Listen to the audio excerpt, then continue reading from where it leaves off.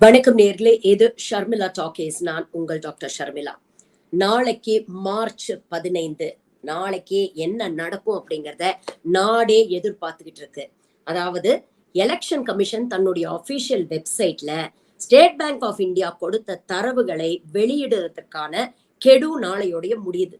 நாளைக்கு evening 5 o'clock இந்த இன்ஃபர்மேஷன்லாம் election கமிஷனுடைய official வெப்சைட்ல அப்லோட் பண்ணணும் அப்படின்னு சுப்ரீம் கோர்ட் உத்தரவு போட்டிருக்கு. இந்த கடந்து வந்த இந்த பாதையில நீங்க பாத்தீங்கன்னா ஒவ்வொரு ஸ்டெப்லயும் சுப்ரீம் கோர்ட் சொல்லக்கூடிய விஷயங்களை எப்படியெல்லாம் காலதாமதம் பண்ணலாம், எப்படியெல்லாம் பைபாஸ் பண்ணலாம், இந்த இன்ஃபர்மேஷன் வெளியில வராம எப்படியெல்லாம் தடுக்கலாம் அப்படிங்கறது பாஜக தீவிரமா முயற்சி பண்ணிட்டு இருக்கு. அது ஆரம்ப காலகட்டத்தில இருந்து நம்ம பார்த்துட்டு வந்தோம்னா every step they have challenge the supreme court. எந்த அளவுக்கு திமிரும் தெனாவட்டும் இருந்தா இந்த பாஜக அரசாங்கம் சுப்ரீம் கோர்ட்டே ஒவ்வொரு ஸ்டெப்லயும் சேலஞ்ச் பண்ணும், பைபாஸ் பண்ணும் அப்படிங்கறத பல தருணங்கள்ல நம்ம பார்த்திருக்கோம். இன்னைக்கு வெட்ட வெளிச்சமா இந்த எலக்ட்ரல் பாண்ட்ஸ் கேஸ்ல பாக்குறோம். சரி, நாளைக்கு இந்த இன்ஃபர்மேஷன் சப்போஸ் எலெக்ஷன் கமிஷன் வெப்சைட்ல வெளியே வருது அப்படின்னா, நம்பர் 1, கம்ப்ளீட் இன்ஃபர்மேஷனை எலெக்ஷன் கமிஷன் வெளியிடுமா இல்லை வெளியிடாதா? கம்ப்ளீட் இன்ஃபர்மேஷன் வந்ததுன்னா அது சனநாயகத்துக்கு நல்லது. இல்ல கம்ப்ளீட் இன்ஃபர்மேஷனை இவங்க வெளியிடலைன்னா அது பிஜேபிக்கு சாதகமாக அமையும். At the end of the day மக்களுக்கு உண்மை தெரியணும். இவங்க யாருக்கிட்ட இருந்து எவ்வளவு காசு வாங்கியிருக்கிறாங்க, எந்தெந்த டைம்ல வாங்கியிருக்கிறாங்க, எப்படியெல்லாம் உருட்டி மிரட்டி வாங்கியிருக்கிறாங்க அப்படிங்கிற விஷயம். இந்த ரிலேஷன்ஷிப் இருக்கு இல்லையா, அதிகாரத்துக்கும் பணத்துக்கும் இருக்கக்கூடிய ரிலேஷன்ஷிப், கார்பரேட்டுக்கும் பிஜேபிக்கும் இருக்கக்கூடிய இந்த நெக்ஸஸ், இத பத்தி ஃபுல்லா மக்கள் தெரிஞ்சுக்கணும்னா இந்த டேட்டா கம்ப்ளீட்டா பொதுவெளியில வந்தா தான் இத தெரிஞ்சுக்க முடியும். புரியாதவங்களுக்கு இன்னும் சிம்பிளா எக்ஸ்பிளைன் பண்ணி சொல்றேன். இந்த டேட்டா எந்த அளவுக்கு முக்கியம், எந்த அளவுக்கு பாஜகவுக்கு ஒரு பெரிய பாதிப்பை ஏற்படுத்தக்கூடிய ஒரு வல்லமை இந்த டேட்டாக்கு இருக்கு அப்படிங்கறத நீங்க புரிஞ்சுக்க முடியும். சுப்ரீம் கோர்ட்ல state bank of India March 12ஆம் தேதி 2 செட் ஆஃப் டேட்டாவை ரிலீஸ் பண்றாங்க. ஃபர்ஸ்ட் செட் என்ன அப்படின்னு பாத்தீங்கன்னா, தேர்தல் பத்திரங்களை யாரெல்லாம் வாங்கினாங்க, அது தனி நபரா இருக்கலாம், கார்பரேட்டா இருக்கலாம், யாரெல்லாம் வாங்கினாங்க, எந்த தேதியில வாங்கினாங்க, என்னென்ன அமௌண்ட்டுக்கு இந்த தேர்தல் பத்திரங்களை வாங்கினாங்க, இந்த 3 விஷயங்களும் ஒரு செட் ஆஃப் டேட்டால இருக்கு. இரண்டாவது செட் ஆஃப் டேட்டால எந்தெந்த பொலிட்டிக்கல் பார்ட்டிஸ் இந்த எலக்ட்ரல் பாண்ட்ஸை என்கேஷ் பண்ணாங்க, என்னென்ன தேதியில என்கேஷ் பண்ணாங்க, என்கேஷ் பண்ணப்பட்ட இந்த எலக்ட்ரல் பாண்ட்ஸோட வேல்யூ, அதாவது அமௌண்ட் என்ன, இது செகண்ட் செட் ஆஃப் டேட்டால இருக்கு.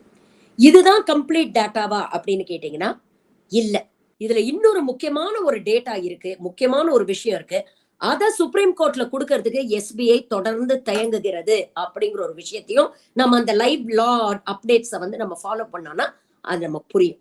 அந்த மூன்றாவது மிக முக்கியமான ஒரு விஷயம் என்ன அப்படின்னு பாத்தீங்கன்னா, unique secret number which is on every electoral bond. அதாவது ஒவ்வொரு தேர்தல் பத்திரத்திலையும் ஒரு unique identification number, secret number, magic number இருக்கும்.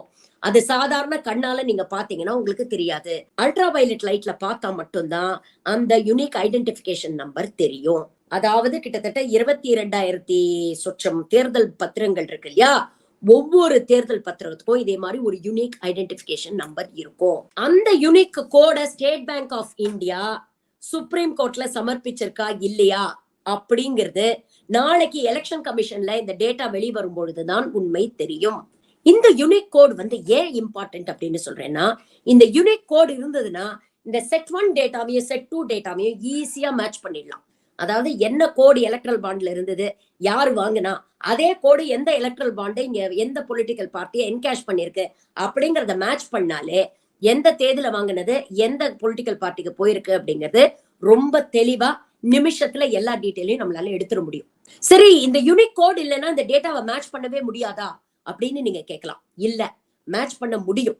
ஆனா இந்த யூனிக் கோட் இல்லாம மேட்ச் பண்ணக்கூடிய டேட்டால நிறைய கேள்விகள், ஸ்பெகுலேஷன் எழுறதுக்கான வாய்ப்புகள் இருக்கு. அதாவது சாலிடா இதுதான் நம்பர், சீக்ரெட் நம்பர், இந்த பாண்டு இந்த பொலிட்டிக்கல் பார்ட்டிக்கு போயிருக்கு அப்படிங்கறத தெளிவா நம்ம ஒரு டேட்டால பாக்குறது எப்படி இருக்கு, அந்த சீக்ரெட் நம்பர் இல்லாம இந்த தேதியில வாங்கினது இந்த தேதியில இவங்களுக்கு போயிருக்கு, குத்து மதிப்பா இந்த அமௌண்ட்டை வச்சு மேட்ச் பண்ணோம் அப்படின்னு சொல்றது எந்த அளவுக்கு கிரெடிபிளா இருக்கு அப்படிங்கறத யோசிச்சு பாருங்க. அப்போ இங்க சர்ச்சைகளுக்கான இடம் கொடுக்கும். முழுமையான இன்ஃபர்மேஷன் இல்லைன்னா சர்ச்சைகளுக்கான இடம் கொடுக்கும். பாஜக ஏதாவது சால்ஜாப்பு சொல்லி தப்பிக்கிறதுக்காகவோ இல்லை திசை திருப்புவதற்காகவோ இல்ல மடை மாற்றுவதற்காகவோ இடம் அளிக்கும் அப்படிங்கிறதுதான் உண்மை. இதை தெரிஞ்சுக்கிட்டுதான் தொடர்ந்து எல்லாருமே இதுல களம் இறங்கி இந்த யூனிக் கோட் நம்பரை எப்படியாவது பப்ளிக் டொமைனுக்கு கொண்டு வரணும் அப்படின்னு முயற்சி பண்றாங்க.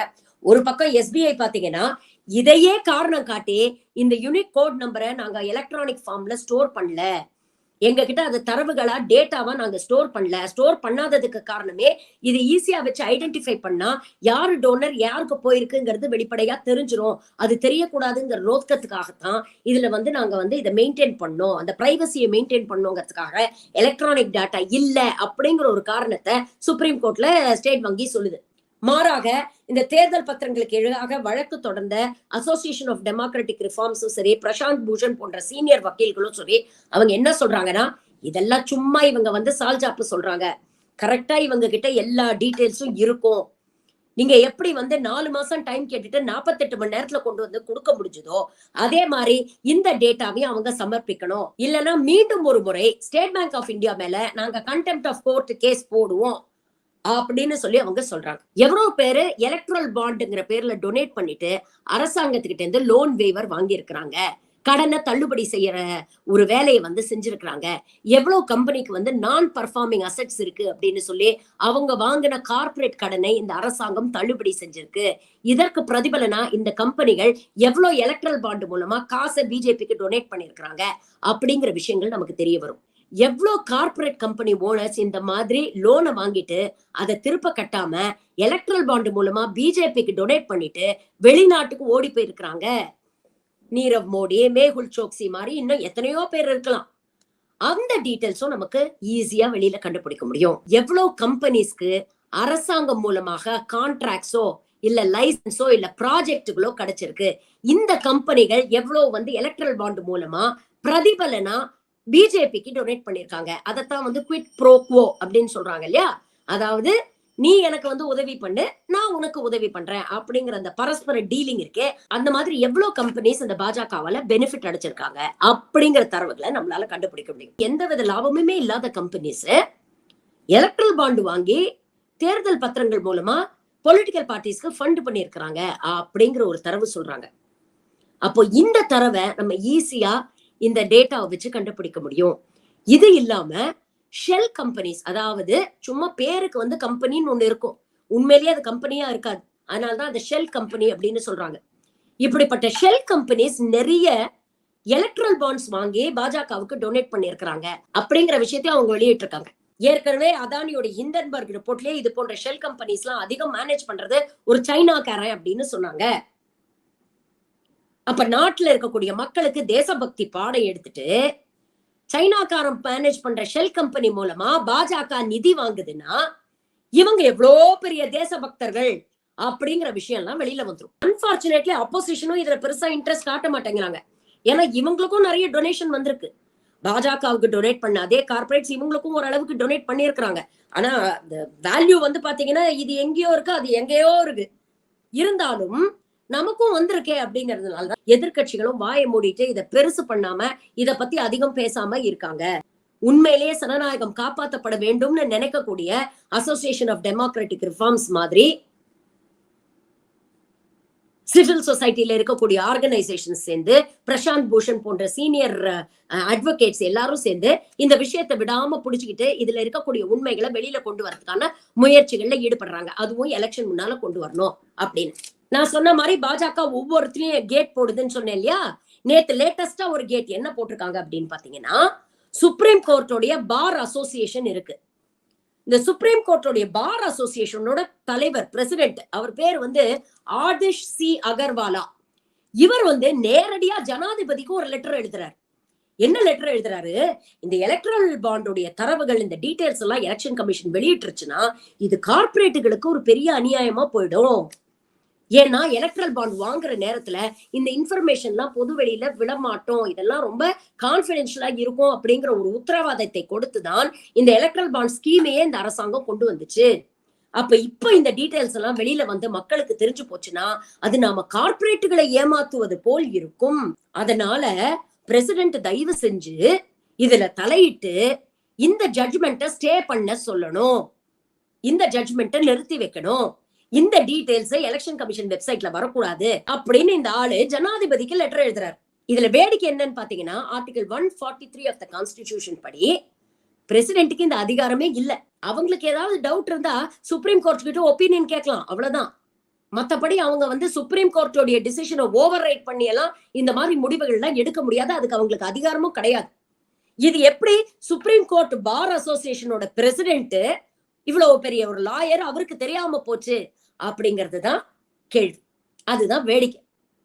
சரி, இந்த ஆதிஷ் சி அகர்வாலா அப்படிங்கிறவருடைய பின்னணி என்ன அப்படின்னு பாத்தீங்கன்னா, மனுஷன் ஒரு கடஞ்செடுத்த சங்கி. எந்த அளவுக்கு சங்கி அப்படின்னு பாத்தீங்கன்னா, மோடியை பற்றி 2 புத்தகங்கள் எழுதியிருக்கிறாரு.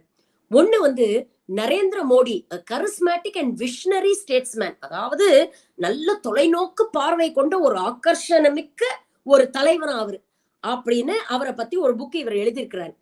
இந்த ஒரு புக் மட்டும் இல்லைங்க, இன்னொரு புக் இந்த டைட்டில கேட்டீங்கன்னா இன்னும் கொடுமை. Narendra Modi harbinger of prosperity and apostle of world peace, அதாவது இந்தியாவுடைய வளர்ச்சிக்கும் உலக நாடுகளின் அமைதிக்கும் ஒரு தூதராக மோடி இருக்கிறார். அந்த அளவுக்கு மோடியை புகழ்ந்து இந்த மனுஷன் 2 புக் எழுதி இருக்கிறார். அப்போ எந்த அளவுக்கு இவன் கடஞ்செடுத்த சங்கியா இருப்பான் அப்படிங்கிற கொஞ்சம் யோசிச்சு பாருங்க. உடனே சுப்ரீம் கோர்ட்டோடைய பார் அசோசியேஷன்ல இருக்கக்கூடிய மத்த மெம்பர்ஸ் எல்லாம் என்ன பண்ணாங்க, அடுத்த நிமிஷமே இவர் லெட்டர் அடுத்த நாளே பாத்தீங்கன்னா அவங்க ஒரு அறிக்கையை விடுறாங்க. இந்த லெட்டருக்கும் எங்களுக்கும் எந்த சம்பந்தமும் இல்ல, இவர் தன்னிச்சையா இந்த மாதிரி ஒரு கடிதத்தை எழுதியிருக்கிறாரு, எங்க கிட்ட இத பத்தி கன்சல்டே பண்ணல, எங்களுக்கும் இந்த கடிதத்தில் எந்த உடன்பாடும் இல்லை, நாங்க இத வன்மையாக கண்டிக்கிறோம் அப்படின்னு சொல்லி அவங்க ஒரு அறிக்கையை வெளியிட்டு இருக்கிறாங்க. அப்ப எந்த அளவுக்கு ஆட்டோனாமஸா இயங்கக்கூடிய இன்ஸ்டிடியூஷன்ஸ்ல இந்த மோடி அரசாங்கம் கையில போட்டுட்டு இந்த மாதிரி 1-2 அல்ல கைகளை வச்சுக்கிட்டு எப்படி எல்லாம் இவங்க சட்டத்தை அலக்கழிக்கிறாங்க அப்படின்னு பாருங்க. எஸ்பிஐயோட சேர்மன் ஒரு அல்லக்கைனா, அடுத்தது இந்த சுப்ரீம் கோர்ட் பார் அசோசியேஷனுடைய பிரசிடென்ட். இது பத்தாதுன்னு இந்த சைடு பாத்தீங்கன்னா எலெக்ஷன் கமிஷன்ல இப்போ வெறும் சீஃப் எலெக்ஷன் கமிஷனர் ராஜீவ்குமார் மட்டும் தான் இருக்கிறார். 15ஆம் தேதி நாளை இந்த தரவுகள்லாம் வெளியில வரணும். 2 எலெக்ஷன் கமிஷனர்ஸ் இல்ல, ஒருத்தர் ரிசைன் பண்ணிட்டு போயிட்டாரு பிப்ரவரி 15, இன்னும் அப்பாயிண்ட் பண்ணல.